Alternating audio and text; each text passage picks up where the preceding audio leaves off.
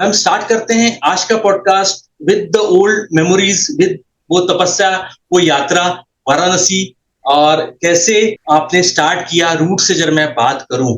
सो कैसा था, सबसे पहले बचपन से शुरू करें तो बनारस, और फिर हिंदी साहित्य का माहौल, फिर वो एक लेखिका और शिक्षिका के रूप में कैसे गढ़ा, वो क्या यात्रा थी, क्या क्या परेशानियां आई, क्या क्या कठिनाइयां आई, और आपने कैसे उसको ओवरकम किया।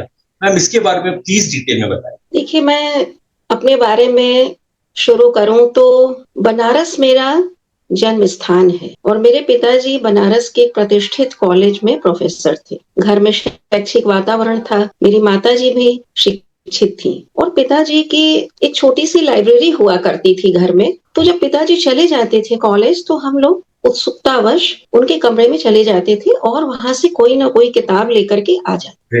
हालांकि वो समझ तो नहीं आती थी, तो उलटते थे, पलटते थे और फिर उसको रखाते थे। जो शाम को पिताजी कॉलेज से आते थे तो उन्हें पता चल जाता था कि ये डिस्प्लेसमेंट हुआ है। राइट। वो बुलाते थे, हम लोग की हाजिरी लगती थी सारे। Okay. तो चोरी पकड़ी जाती थी। पता चलता था कि मैंने ये काम किया है तो उन्होंने पूछते थे कि कौन सी किताब उठाई तुमने।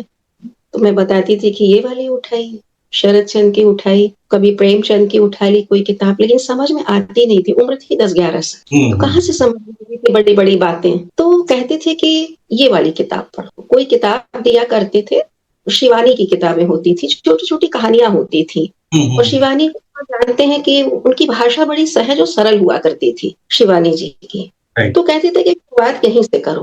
मैंने माता जी को भी देखा था, वो शिवानी और प्रेमचंद के सारे उपन्यास और कहानियां वो पढ़ती रहती थी। Okay. तो इस तरह से घर में जो कि एक साहित्यिक वातावरण था और जो कि पिताजी कॉलेज में थे और उस कॉलेज की बहुत सारी शाखाएं थी बनारस में, तो शाम को हमारे यहाँ बैठकी लगा करती थी। बैठकी आप शायद समझ गए होंगे, बनारस में उसको बैठकी कहा जाता है। शाम को टीचर्स आते थे, घर में बैठते थे और विभिन्न समसामयिक विषयों पर चर्चाएं होती थी। Wow. तो लोग का काम ये होता था कि चाय बना करके ले जा रहे हैं, तो कभी पान लाने के लिए भेजे जा रहे हैं, तो खड़े रहते थे वहां पर। अब चर्चा चल रही है, पिताजी इंटरप्ट नहीं करते थे और हम लोग वेट करते थे। तो 10 मिनट 15 मिनट हम लोग ऐसे ही खड़े रहते थे, तो वो सारी चीजें कान में पड़ा करती थी।